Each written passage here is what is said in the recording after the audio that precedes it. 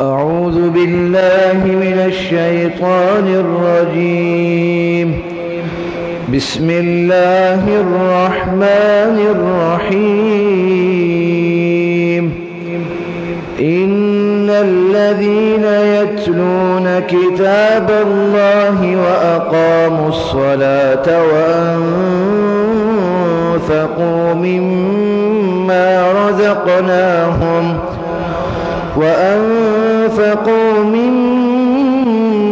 رزقناهم سرا وعلانية يرجون تجارة لن تبور ليوفيهم أجورهم ويزيدهم من فضله إنه غفور شكور. والذي أوحينا إليك من الكتاب هو الحق مصدقا لما بين يديه إن الله بعباده لخبير بصير. ثم أورثنا الكتاب الذين اصطفينا من عبادنا فمنهم ظالم لنفسه ومنهم مقتصد ومنهم سابق بالخيرات بإذن الله ذلك هو الفضل الكبير. صدق الله العظيم.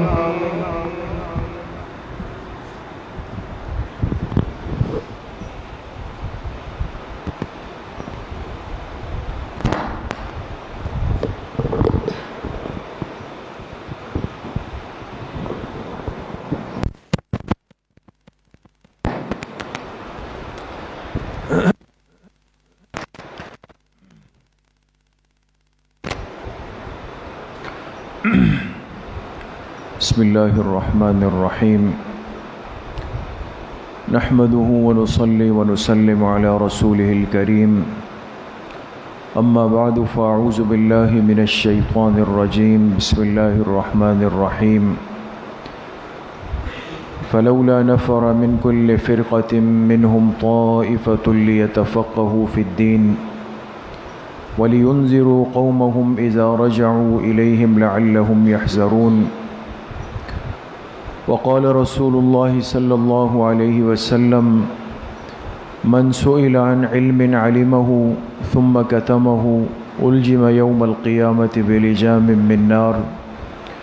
صدق الله وصدق رسوله النبي الكريم.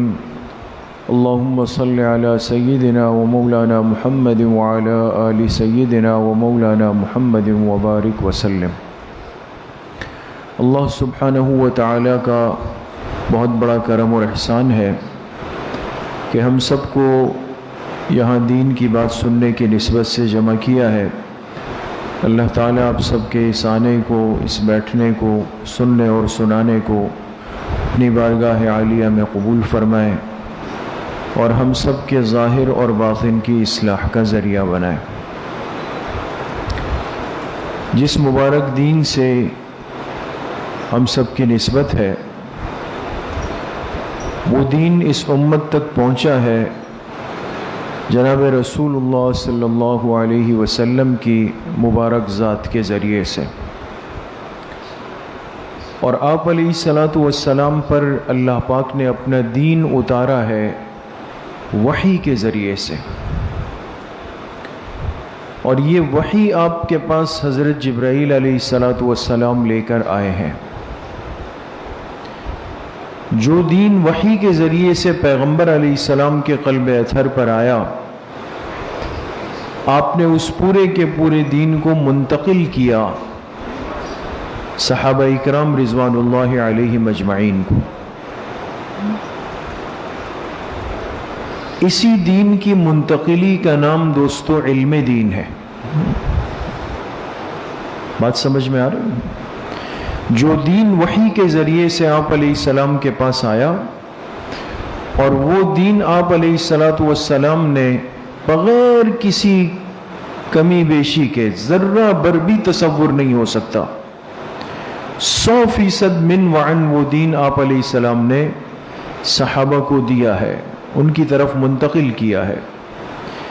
اسی منتقلی دین کو، انتقال دین کو علم دین کہا جاتا ہے،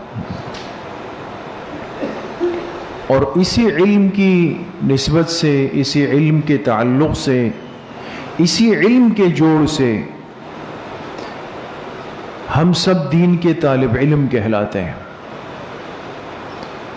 اور آپ علیہ السلام نے خود جس موقع کو پسند فرمایا، آپ حضرات سنتے ہیں، ہمیشہ مشہور حدیث ہے کہ آپ علیہ السلام مسجد نبوی میں تشریف لائے، دیکھا 2 حلقے لگے ہوئے ہیں، 2 مجلسیں لگی ہوئی۔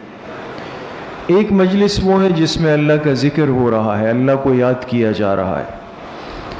دوسرا حلقہ وہ تھا جس میں اللہ کا دین سیکھا سکھایا جا رہا تھا، تعلیم و تعلم ہو رہا تھا۔ آپ نے دونوں کو دیکھا، کلاہما علی خیر، دونوں خیر پر ہے، دونوں خیر پر ہے، ذکر کا حلقہ بھی، تعلیم و تعلم کا حلقہ بھی۔ لیکن یہ بات ارشاد فرما کر آپ علیہ السلام کس حلقے میں بیٹھ گئے؟ علم کے حلقے میں بیٹھ گئے، اس میں جا کے شامل ہو گئے، اور فرمایا کہ انما بعثت معلما، بے شک اللہ نے مجھے معلم بنا کر بھیجا۔ تو اس پر ہم اللہ کا کتنا شکر ادا کریں دوستو، کہ ہماری نسبت، ہمارا بیٹھنا، اٹھنا، بولنا، ہر چیز جو ہے وہ اس علم کی نسبت کے ساتھ ہے، شکر کا موقع ہے۔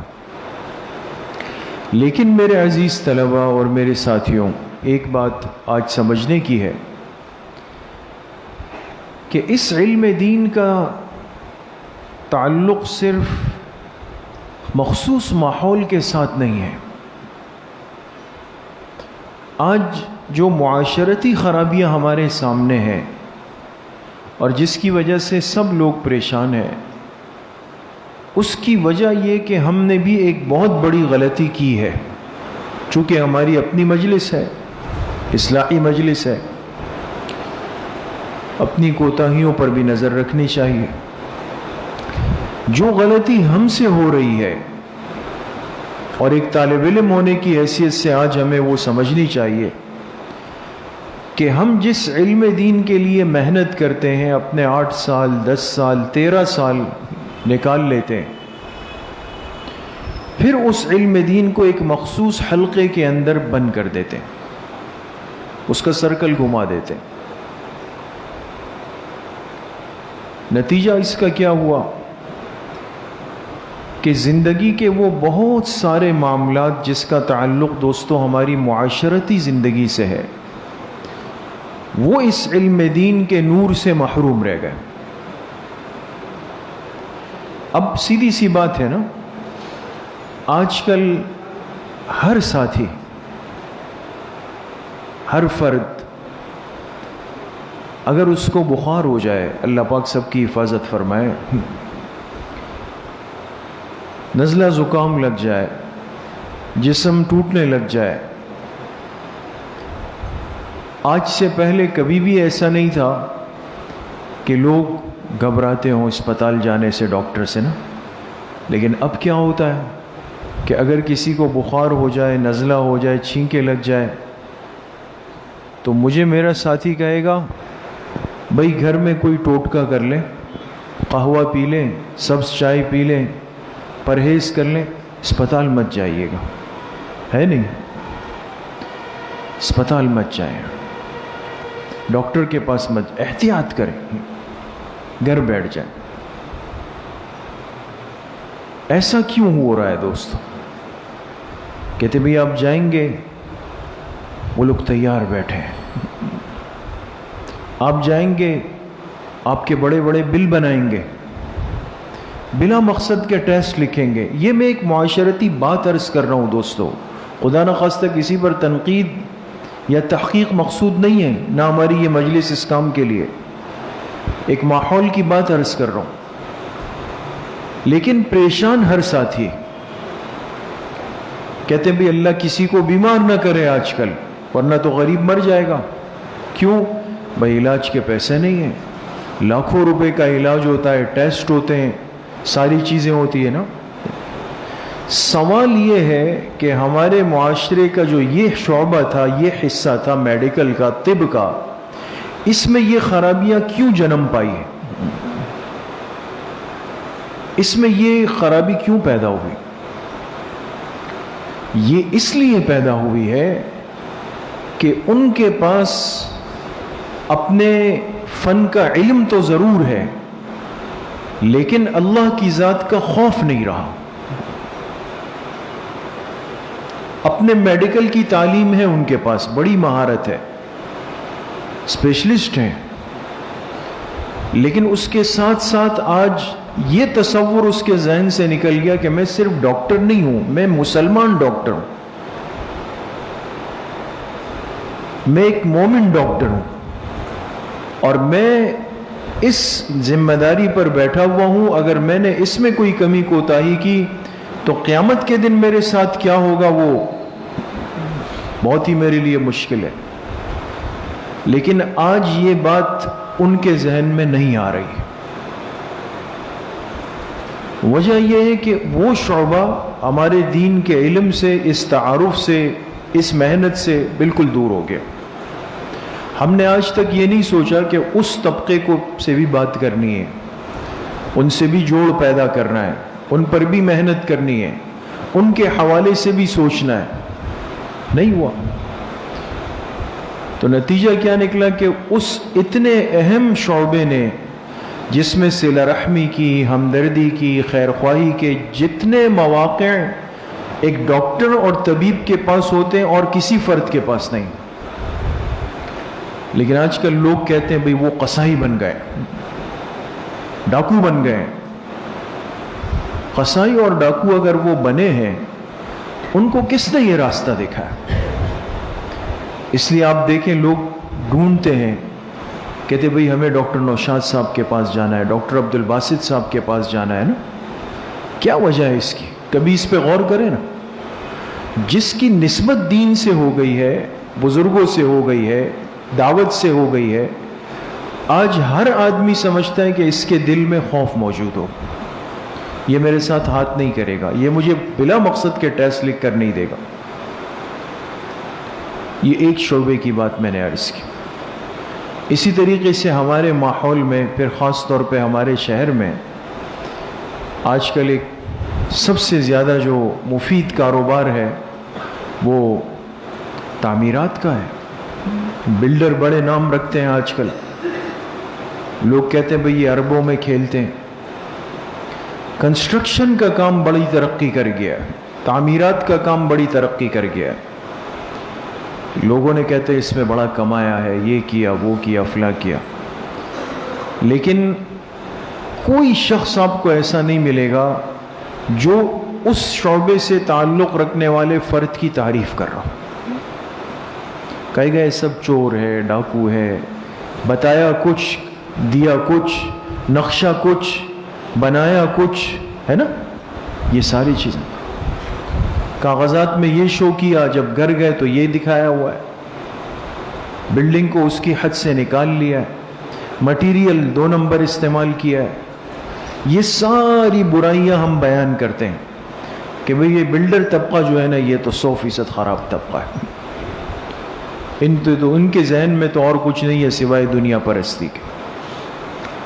سوال یہ ہے کہ اگر ایسا ہوا ہے تو کیوں ہوا ہے؟ اس کی وجہ کیا ہے؟ ایک آدمی اگر دین سے نسبت رکھتا ہو، مسلمان ہو، اس کو تو پتہ ہے، آپ حضرات حدیث پڑھ چکے ہیں، کسی کی بالش پر زمین پر ناحق آ کے بیٹھے گا تو 7 زمینوں کا طوق گردن میں پہنایا جائے گا قیامت کے دن۔ ایسا ہی ہے نا، ایک بالش پر زمین، اور اس نے جناب علی آ کے پورا دوسرے کی جگہ پکڑ لیے۔ اس کو یہ غلط کام کرتے ہوئے آخرت کا احساس کیوں نہیں ہو رہا؟ یہ تو مسلمان ہے، تو نمازی ہے، حج عمرے بھی کر رہا ہے، سب کچھ کر رہا ہے۔ یہ کوتاہی شاید اس لیے بھی پیدا ہوئی کہ ہم نے بھی کچھ اپنی ذمہ داری کا احساس نہیں کیا۔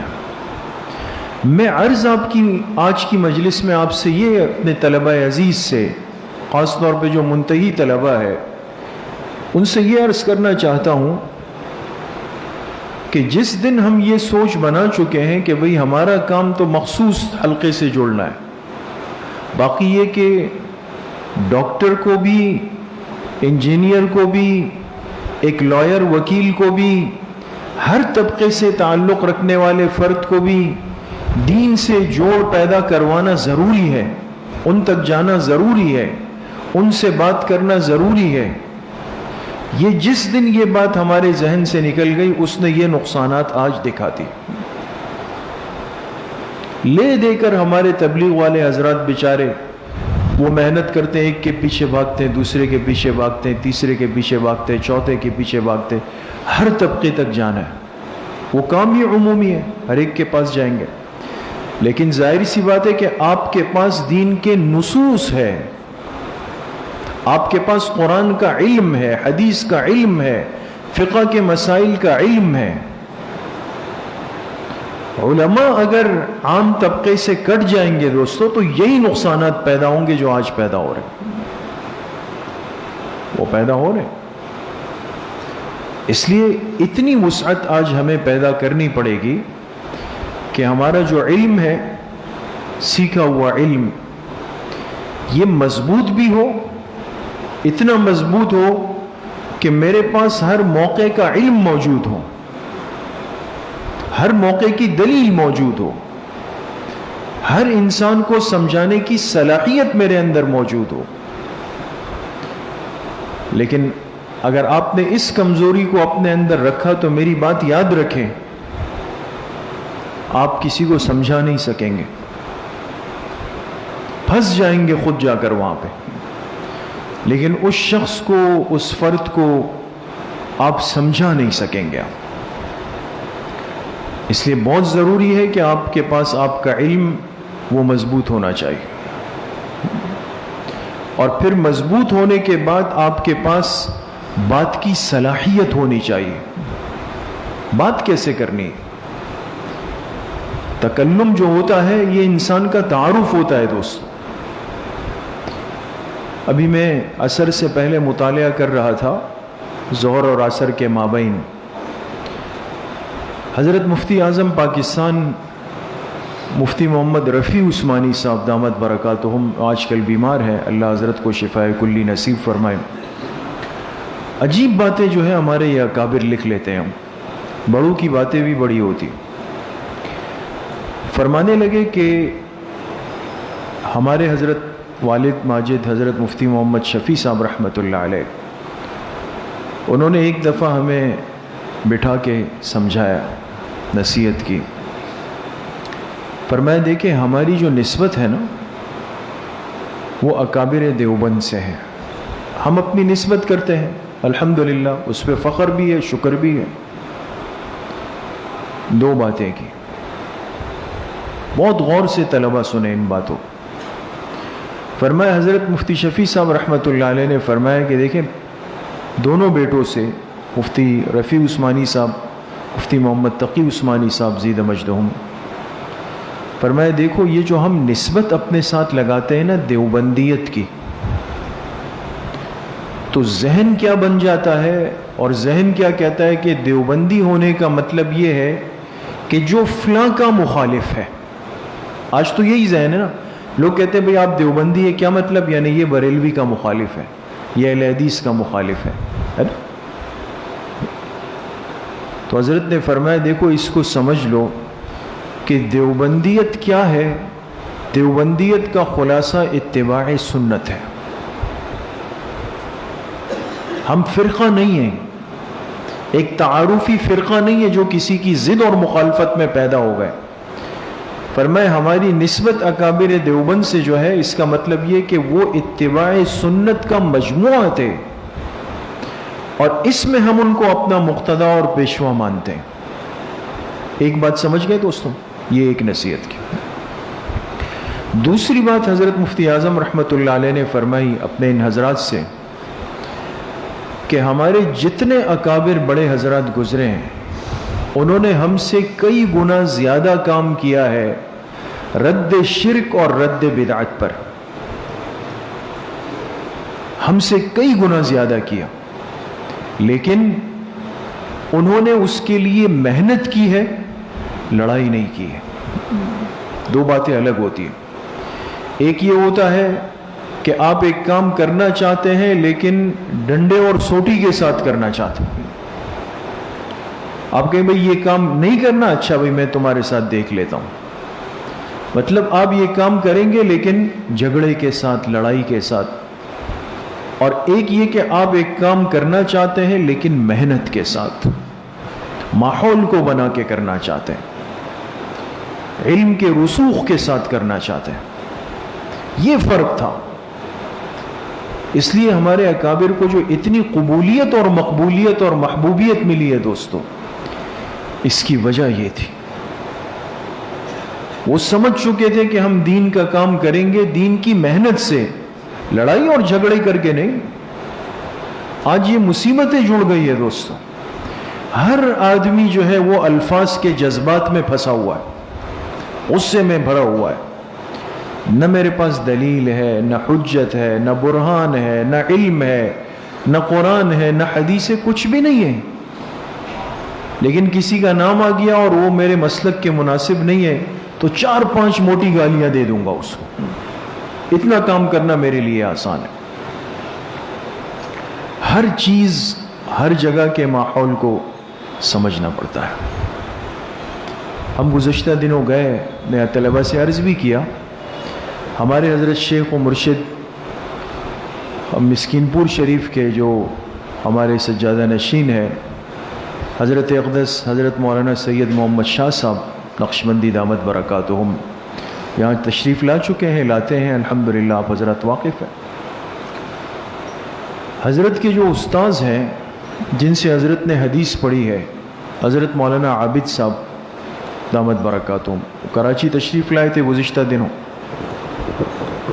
ایک ختم بخاری شریف میں۔ اگلے دن ہم بھی حاضر ہو گئے ملاقات کے لیے، اجازت حدیث کے لیے۔ بڑی عجیب باتیں فرمائیں۔ اپنے اکابر کی صحبت اختیار کریں دوستو، یہ وقت بہت کم ہے۔ فرمانے لگے کہ میں 1977 میں 1977 میں، حضرت تو بڑی عمر کے یعنی فارغ ہو چکے تھے، خیر المدارس میں استاذ تھے، کافی وقت کے بعد یعنی موقع ملا مدینہ یونیورسٹی جانے کا، جامعہ مدینہ، وہاں جا کے پڑھنے کا۔ تو حضرت فرماتے میں مدینہ منورہ گیا، اور جب مدینہ یونیورسٹی میں ہمارے فارم بھرے گئے، داخلہ ہو گیا، اگلے دن درسگاہ میں گئے، ظاہر سی بات ہے کہ حضرات تو سب خیر المدارس ملتان کے پڑھے ہوئے، اب تو اللہ کا بہت فضل ہے، لیکن کام تو چٹائیوں پر اور کچی زمین پر بیٹھے ہوئے گاؤں دیہات کے لوگ تھے۔ جب اس درسگاہ میں کلاس میں داخل ہوا تو الگ دنیا ہے، کرسیاں لگی ہوئی ہے اور طلبہ ٹیک لگا کے بیٹھے ہوئے ہیں، اور کوئی کھا رہا ہے، کوئی پی رہا ہے۔ تو حیران ہو گئے کہ بھئی یہ تو طالب علم ہی نہیں لگ رہی۔ تو کام میرے ذہن بہت پریشان مشوش ہو گیا، ایک بدگمانی سی آ گئی کہ بھئی یہ غلط ہو گیا، بہت غلط فیصلہ ہوا۔ میں اتنا بڑا وہاں دین کا کام اپنا کر رہا تھا خیر المدارس میں، اور وہاں سے اتنی محنت کر کے یہاں آیا کہ یہاں پڑھیں گے، یہاں تو ماحول ہی دوسرا ہے۔ لیکن دیکھیں ایک چیز اپنے بڑوں کی زندگیوں سے سیکھیں، کبھی بھی جو بات ذہن کو کھٹک جائے، پریشان کرے نا، اس پہ شخصی فیصلہ مت کریں، اس پہ مشورہ کریں اپنے بڑوں سے۔ پر میں بہت بدگمان ہوں۔ حضرت شیخ الحدیث مولانا زکریا صاحب رحمۃ اللہ علیہ حیات تھے، اس وقت مدینہ طیبہ میں مقیم تھے۔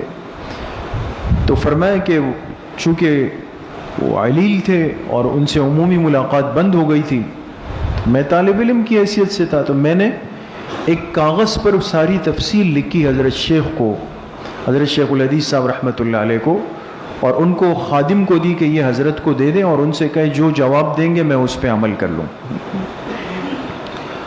تو فرمایا میری وہ تحریر چلی گئی حضرت شیخ کے پاس، حضرت نے اس کو پڑھا اور اس کے پیچھے حضرت نے جواب لکھا، حضرت شیخ الحدیث صاحب رحمۃ اللہ علیہ۔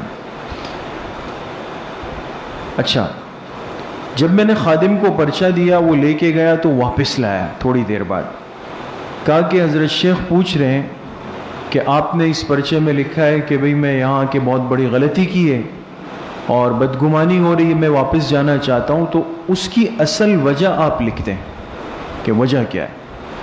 تو میں نے کہا کہ بنیادی وجہ تو یہ کہ ہم نے اپنے بڑوں سے یہی سیکھا کہ بھئی علم کا ادب ہے، اور یہ لوگ تو خود کرسی صوفوں پر اوپر بیٹھے ہوئے ہیں، یہ تو علم کی کھلم کھلا بید بھی ہے، تو بڑی وجہ تو یہ ہے کہ بھئی میں اس کو نہیں سمجھتا ہوں۔ فرمایا حضرت نے پھر جواب لکھا، وہ بات عرض کر کے بات ختم کرتا ہوں۔ حضرت شیخ نے لکھا کہ دیکھیں، کرسی پر بیٹھ کر علم حاصل کرنا یہ اتنی بڑی مصیبت نہیں ہے اور اتنا بڑا مسئلہ نہیں ہے کہ جس پر انسان بدگمان ہو کر کوئی فیصلہ کر جائے اور آپ علیہ السلام کے شہر سے دور ہو جائے، یہ نہیں۔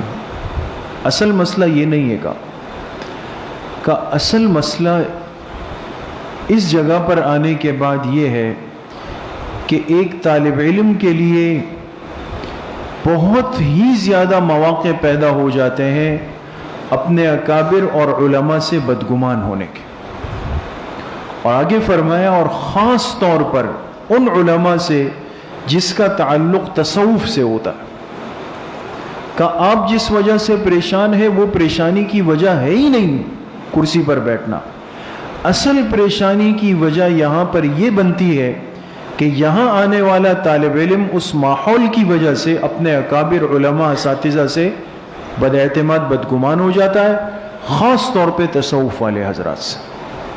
لہٰذا آپ پڑھیں، لیکن درخواست یہ ہے کہ آپ مجھ سے رابطے میں رہیں۔ مولانا عابد صاحب فرماتے بس وہ بات دل پر نقش ہوئی، اس کے بعد یہ ہوا کہ حضرت شیخ نے اجازت دی تو میں روزانہ جا کے عصر سے مغرب تک حضرت شیخ کی صحبت میں بیٹھتا تھا۔ اس کا اتنا اثر ہوا کہ الحمدللہ اپنے اسی خلیے، اسی جذبے، اسی مسلک، اسی مشرب، اسی ادب کے ساتھ میں نے 4 سال علم حاصل کیا اور حضرت کی صحبت بھی اٹھائی اور واپس خیر المدارس۔ یہ ساری باتیں دوست، تو بہرحال چونکہ وقت بہت کم ہے، مغرب کا وقت قریب ہے، طلبہ عزیز سے اور باقی ساتھیوں سے عرض کرنے کا مقصد یہ ہے کہ بہت سارے فتنے اس وقت متوجہ ہیں، لیکن چونکہ آپ حضرات جس کام سے جڑے ہوئے ہیں تو اسی مقصد سے کہ آپ نے ان ساروں فتنوں کا تعاقب کرنا ہے، صرف تعاقب بھی نہیں ان کا مقابلہ کرنا ہے، اور صرف مقابلہ بھی نہیں ان کی سرکوبی کرنی ہے نا انشاءاللہ۔ لیکن اس کے لیے بہت ضروری ہے کہ آپ کے پاس علم راسخ ہو، علم آپ کا مضبوط ہو۔ اس کے لیے بہت ضروری ہے کہ آپ اپنے اکابر اساتذہ کے ساتھ جڑے رہیں، اور اس کے لیے بہت ضروری ہے کہ آپ اپنے اس سیکھے ہوئے علم کو ہر شعبے تک لے جانے کی کوشش کریں۔ اللہ پاک مجھے بھی آپ سب کو صحیح عمل کی توفیق نصیب فرمائیں۔ وآخر دعوانا ان الحمد للہ رب العالمین۔ انشاءاللہ کچھ دیر کے لیے ختمات شریفہ پڑھیں گے۔ بسم اللہ الرحمن الرحیم، الحمد للہ الذی لم یتخذ ولدا ولم یکن له شریک فی الملک ولم یکن له ولی من الذل وکبرہ تکبیرا۔ تمام ساتھی ایک مرتبہ درود شریف پڑھ لیں۔ اللہم صلی علی محمد وعلی آل محمد کما صلیت علی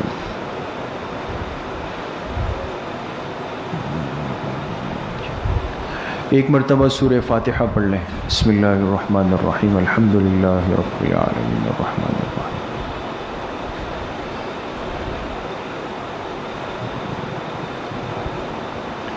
ایک مرتبہ درود شریف پڑھ لیں۔ اللہم صلی علی محمد وعلی آل محمد کما صلیت علی۔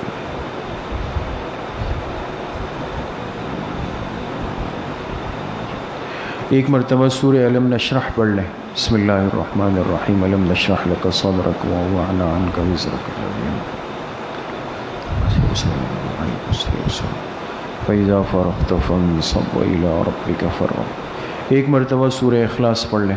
بسم اللہ الرحمن الرحیم، قل هو اللہ احد اللہ الصمد۔ ایک مرتبہ سورہ فاتحہ پڑھ لیں۔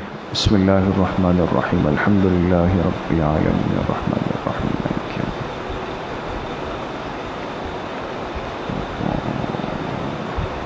ایک مرتبہ درود شریف پڑھ لیں۔ اللہم صلی علی محمد وعلی آل محمد وسلم۔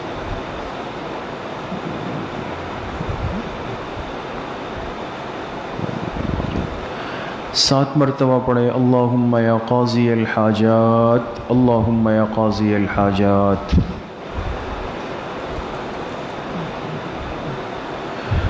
7 مرتبہ پڑھے اللہم یا کافی المہمات، اللہم یا کافی المہمات۔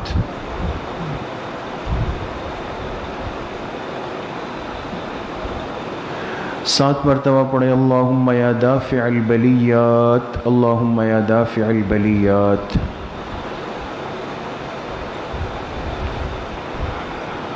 7 مرتبہ پڑھے اللہم یا شافی الامراض، اللہم یا شافی الامراض۔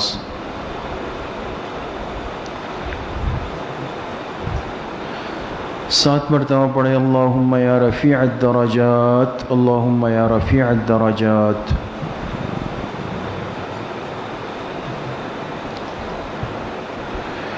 7 مرتبہ پڑھے اللہم یا مجیب الدعوات، اللہم یا مجیب الدعوات۔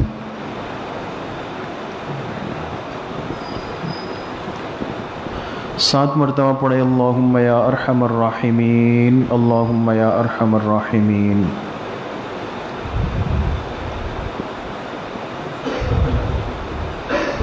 ایک مرتبہ درود شریف پڑھ لیں۔ اللہم صلی علی محمد وعلی آل محمد کما صلیت علی۔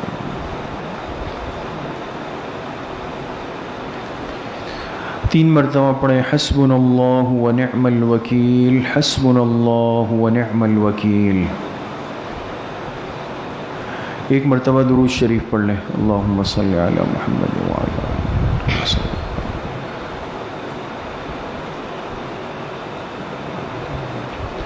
3 مرتبہ پڑھیں یا خفی اللطف ادرکنی بلطفک الخفی، یا خفی اللطف ادرکنی بلطفک الخفی۔ ایک مرتبہ درود شریف پڑھ لیں۔ اللہم صلی علی محمد وعلی آل محمد کما صلیت۔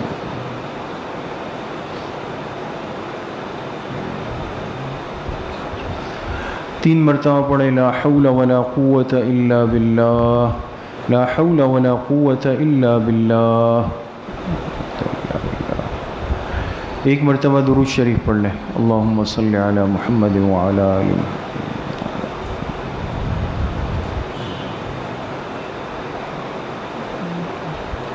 3 مرتبہ پڑھیں ذالک فضل اللہ یؤتیہ من یشاء واللہ ذو فضل علی المؤمنین، ذالک فضل اللہ یؤتیہ من یشاء واللہ ذو فضل علی المؤمنین۔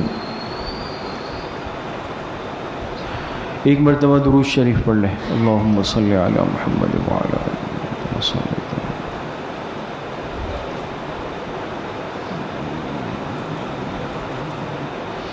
3 مرتبہ پڑھے یا لطیفا بخلقہ یا علیما بخلقہ یا خبیرا بخلقہ، الطف بنا یا لطیف یا علیم یا خبیر، یا لطیفا بخلقہ یا علیما بخلقہ یا خبیرا بخلقہ، الطف بنا یا لطیف یا علیم یا خبیر۔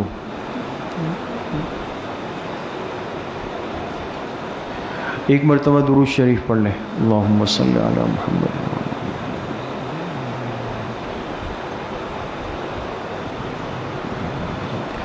3 مرتبہ پڑھیں انا للہ و انا الیہ راجعون، انا للہ و انا الیہ راجعون۔ ایک مرتبہ درود شریف پڑھ لیں۔ اللہم صلی علی محمد وعلی آل محمد کما صلیت علی۔ 3 مرتبہ پڑھیں اللہ ولی الذین آمنوا، اللہ ولی الذین آمنوا۔ ایک مرتبہ درود شریف پڑھ لیں۔ اللہم صلی علی محمد وعلی آل محمد۔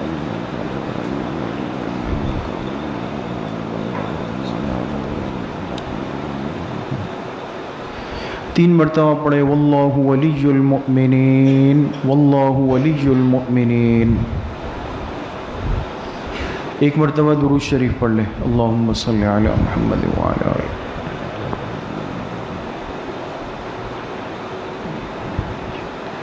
3 مرتبہ پڑھے رب اغفر وارحم وانت خیر الراحمین، رب اغفر وارحم وانت خیر الراحمین۔ 1 مرتبہ درود شریف پڑھ لیں، اللہم صلی علی محمد وعلی آلہ۔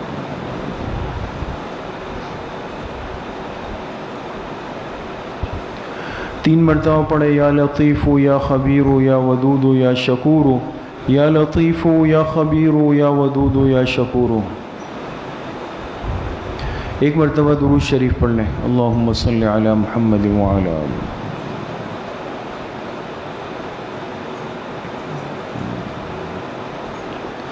3 مرتبہ پڑھیں واعف عنا واغفر لنا وارحمنا انت مولانا فانصرنا علی القوم الکافرین، واعف عنا واغفر لنا وارحمنا انت مولانا فانصرنا علی القوم الکافرین۔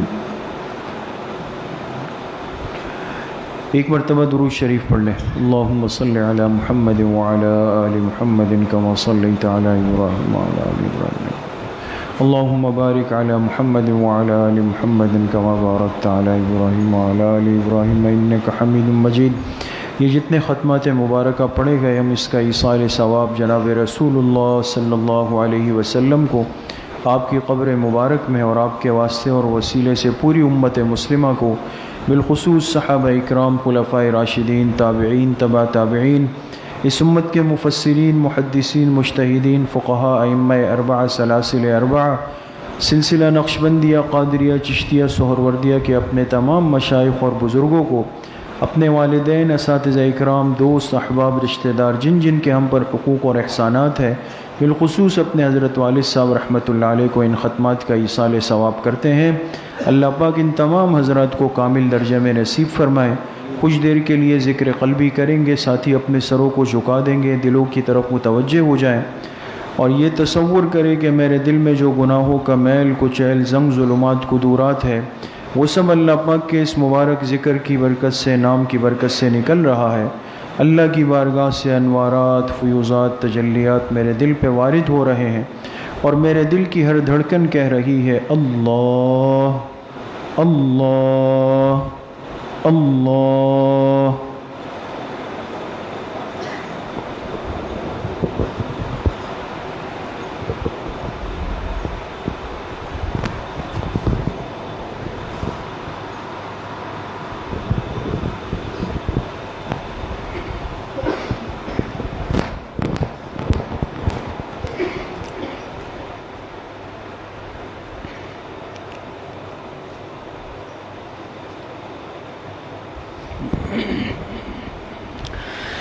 اپنے مالک سے اٹھ کر کے فریاد کر،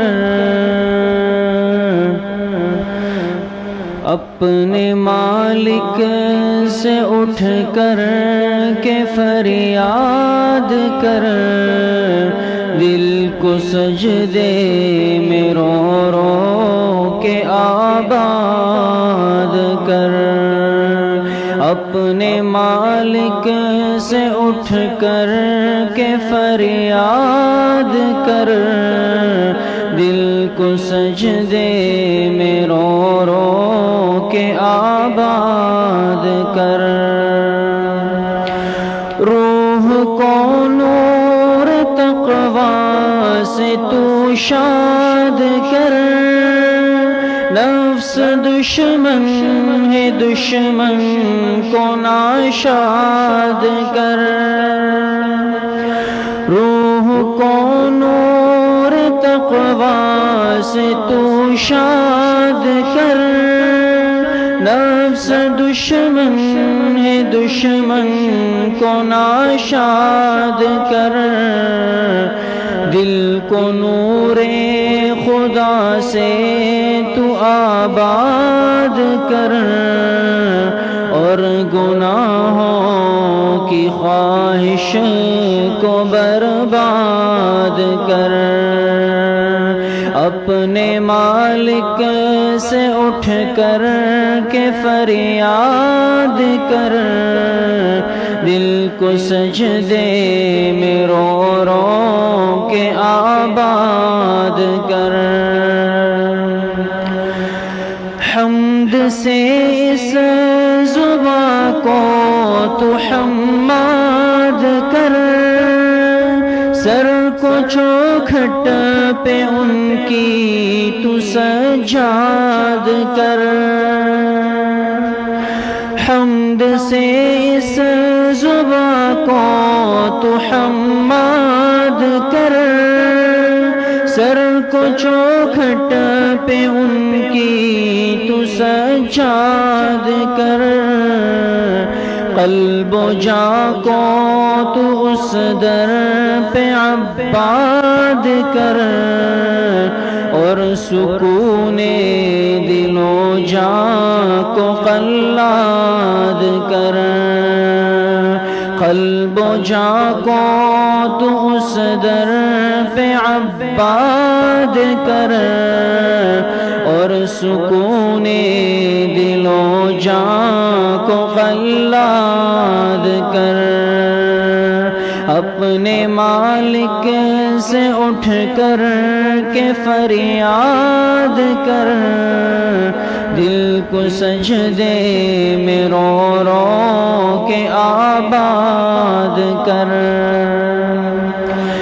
اپنی خوشیوں کو اختر تو برباد کر، اپنے رب کی خوشی سے دل آباد کر،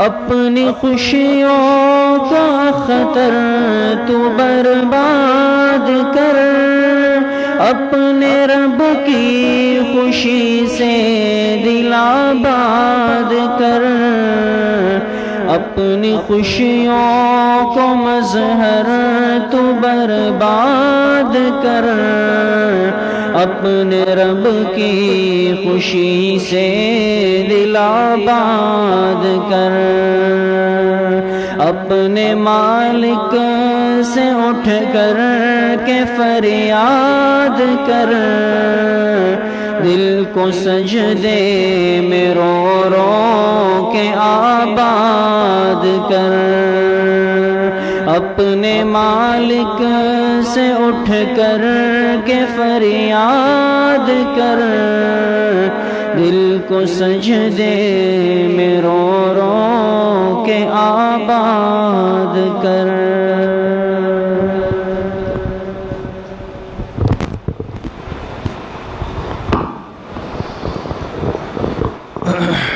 لا الہ الا اللہ محمد رسول اللہ، الحمد للہ رب العالمین، والصلاة والسلام علی سید الانبیاء والمرسلین، سیدنا و مولانا محمد وآلہ وصحبہ اجمعین۔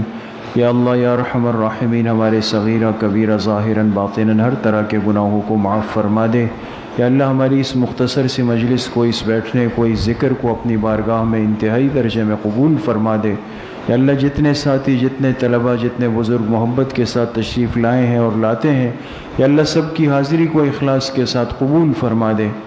ساری زندگی اپنی مبارک ذکر یاد کے ساتھ جڑ کر رہنے کی توفیق یا اللہ ہم سب کو نصیب فرما دے۔ قیامت کے دن یا اللہ ذاکرین کی جماعت میں شامل فرما کے جناب نبی کریم صلی اللہ علیہ وسلم کی شفاعت نصیب فرما دے۔ جتنے بیمار گھروں میں، اسپتالوں میں، سب کو شفاء کلی نصیب فرما دے۔ جتنے مرحومین مرحومات دنیا سے چلے گئے سب کی مغفرت فرما دے۔ بالخصوص ہمارے بڑے حضرت اقدس حضرت مولانا عبدالغفور عباسی مہاجر مدنی رحمۃ اللہ علیہ کی صاحبزادی، اور ہمارے حضرت مولانا لطف اللہ صاحب رحمۃ اللہ علیہ کی اہلیہ مکرمہ، جن کا گزشتہ کل رات مدینہ منورہ میں انتقال ہوا اور آج صبح جنت البقیع میں تدفین ہوئی۔ دعا فرمائے اللہ پاک ان کے درجات کو بلند فرما دے، اللہ ان کی کامل مغفرت فرما دے۔ ہمارے خاندان کے جتنے اکابر بزرگ حیات ہیں، اللہ سب کی عمر صحت میں خوب برکتیں نصیب فرما دے۔ بالخصوص ہمارے مامو جان حضرت اقدس حضرت مولانا شمس الرحمن صاحب کو اللہ پاک شفائے کامل عاجل نصیب فرما دے۔ ہم سب کا خاتمہ بالایمان و بالخیر نصیب فرما دے، ہماری دعاؤں کو اپنے فضل و کرم سے، فضل و رحمت سے اپنی بارگاہ میں قبول و منظور فرما دے۔ وصلی اللہ وسلم علی نبینا محمد وآلہ وصحبہ اجمعین برحمتہ۔